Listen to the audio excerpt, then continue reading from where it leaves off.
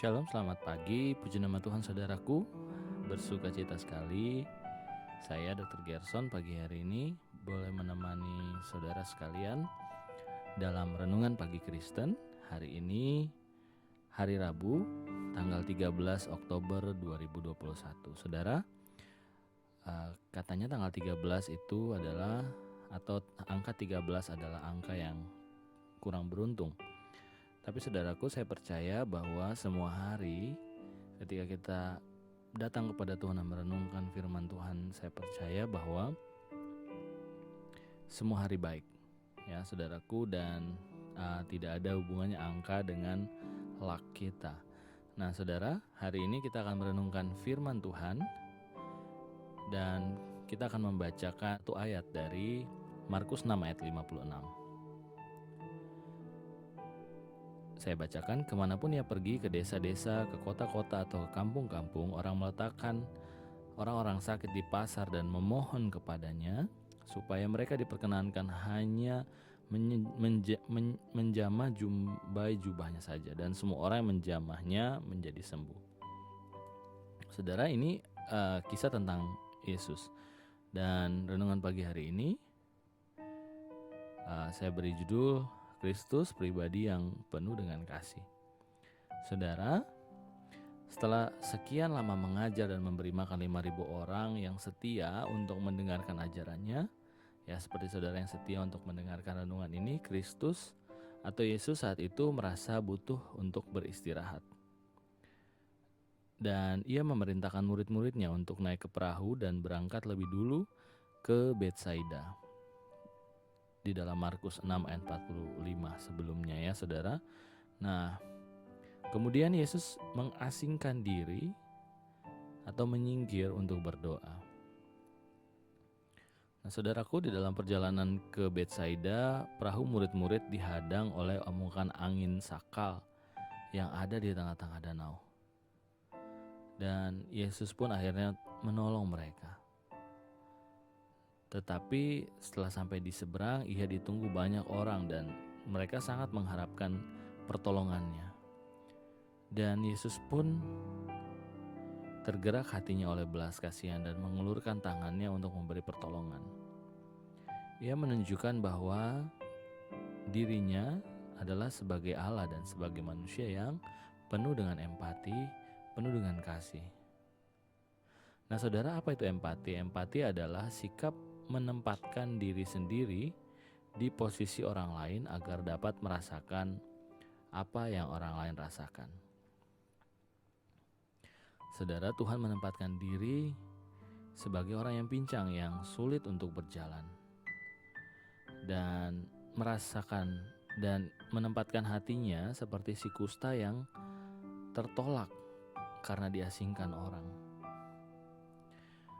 Dan ia juga merasakan penderitaan atau menempatkan dirinya sebagai seorang wanita yang mengalami perdarahan selama 12 tahun. Betapa menderitanya saudara ya, 12 tahun dikucilkan, diasingkan karena mengalami perdarahan.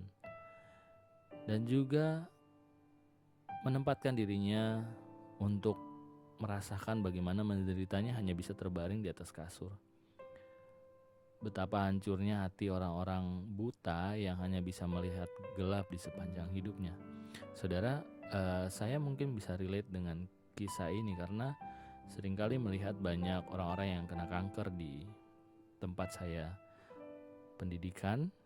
Mereka kasihan ya saudaraku ya, maksudnya mereka mungkin tidak dapat melakukan apa yang secara normal bisa kita lakukan. Dan banyak dari mereka mungkin neglected terhadap diri mereka, akhirnya datang pada saat sudah parah, dan akhirnya keluarganya mungkin hanya 1-2 yang bisa menemani. Dan hal ini mungkin yang Tuhan juga rasakan, atau Tuhan coba menempatkan dirinya. Dan Tuhan mengajarkan kita bahwa tidak mudah untuk kita merasakan empati, karena saudaraku, banyak kali kita mungkin karena sering melihat suatu kondisi, kita sulit untuk merasakan empati karena kita merasa sudah banyak orang yang mengalaminya. Ya, saudaraku, tapi Yesus tidak pernah, ya saudara, tidak tergerak ketika melihat orang yang butuh pertolongan.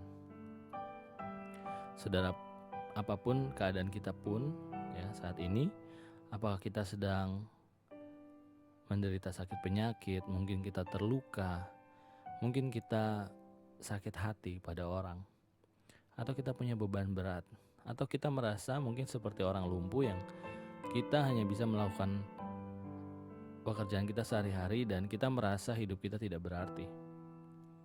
Saudara, ingat bahwa Allah adalah Allah yang penuh dengan kasih, dan Allah adalah kasih itu sendiri, dan Allah pun atau Yesus sendiri pasti bisa merasakan apa yang kita rasakan.